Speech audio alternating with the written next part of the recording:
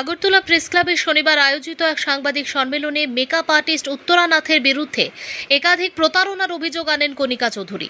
তাঁর দাবি, বিউটিশিয়ান প্রশিক্ষণ দেওয়ার নামে উত্তরা নাথ তার কাছ থেকে মোট 85,000 টাকা আদায় করেন।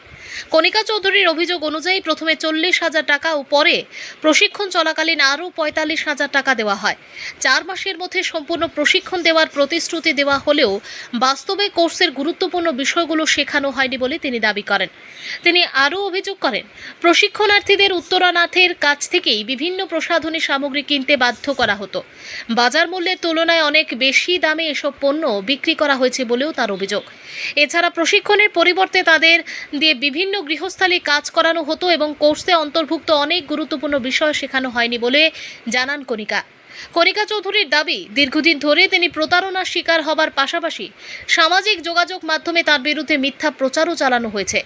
সাংবাদিক সম্মেলনে তিনি আরও অভিযোগ করেন যে উত্তরা নাথ বহু ছাত্রছাত্রীর সঙ্গে একই ধরনের প্রতারণা করে আসছেন। এই ঘটনায় তিনি থানায় মামলা দায়ের করছেন বলেও জানান এবং মামলার সুষ্ঠু তদন্তের মাধ্যমে দোষীদের বিরুদ্ধে উপযুক্ত আইনানুগ ব্যবস্থা গ্রহণ ও ন্যায় বিচারের দাবি জানান। আগরতলা প্রতিনিধির রিপোর্ট, প্রতিদিন ত্রিপুরা। আমি যেই কারণে আজকে প্রেস কনফারেন্সটা করাচ্ছি আর কি, এটার মূল উদ্দেশ্য হচ্ছে আমার সঙ্গে একটা ফ্রড হয়েছে প্রথমত, ঠিক আছে।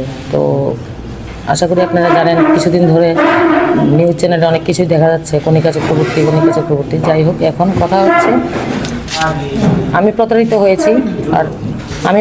হয়েছি আর উত্তরা নাথ আমার সঙ্গে কোর্স করার নাম করে ভীষণভাবে আমাকে আমি প্রতারণার শিকার হয়েছি আর কি ওনার থেকে।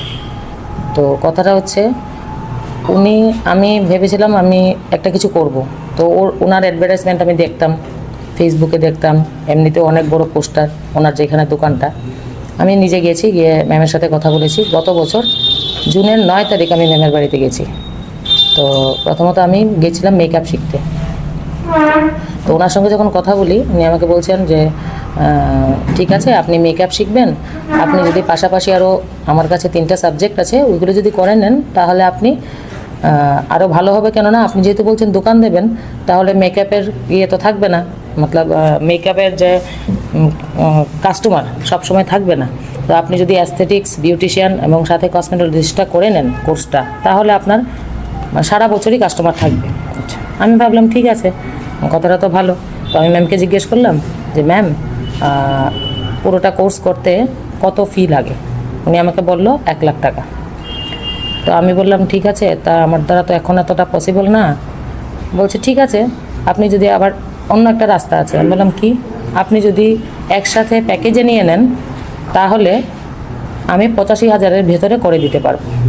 আমি ভাবলাম, চিন্তা করলাম ঠিক আছে, ভেঙে করে আমার 15,000 বেশি দিতে হবে, তাহলে আমি 85-তেই নিয়ে নিই। তখন আমি ম্যামকে বললাম, ম্যাম পেমেন্টের ব্যাপারে একটু বলুন, কবে কি কখন কি করতে হয়। তো ম্যাম বললো, যেদিন আপনি ক্লাস জয়েন করবেন ওই দিন আমাকে হাফ পেমেন্ট করে দেবেন এবং 15 দিনের মধ্যে আমাকে আরও হাফ পেমেন্ট করে দেবেন।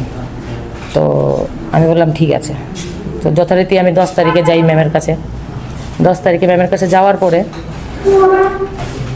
ম্যাম আমি 40,000 ওনাকে ক্যাশ পেমেন্ট করি, ঠিক আছে, অনলাইন পেমেন্ট করি 40,000, ঠিক আছে। তারপর আমার যথারীতি ক্লাস শুরু হয়। ক্লাস শুরু হওয়ার পরে যা হওয়ার চলছে, আমরা ক্লাস করছি।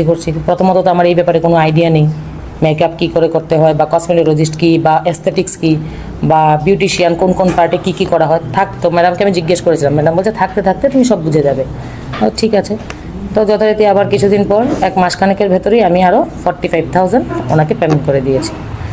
তারপর যা ক্লাস চলছে, কিন্তু কোনোভাবেই ক্লাসে গেলে এমন একটা অবস্থা আমরা যদি ধরুন আমরা 5 জন ক্লাসে আছি, হঠাৎ করে কেউ একজন ম্যামকে একটা প্রশ্ন করলো যে ম্যাম এটা কেন এরকম। তো ম্যামের উপরে কোনো কথাই বলা যাবে না।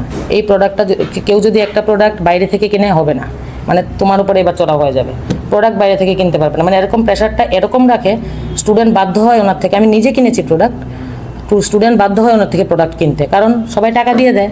এরপর টাকা তো গেছে, এখন যদি প্রোডাক্ট না কিনি, কারণ ব্যবহার উনি রুট ব্যবহার শুরু করে দেন। এমন একটা পরিস্থিতি তৈরি করেন পার্লারটার ভেতরে, যে আপনি কথা, আমি বুঝে গেছি কথা, যদি কেউ কথা বলছে তাহলেই শুরু হয়ে গেছে।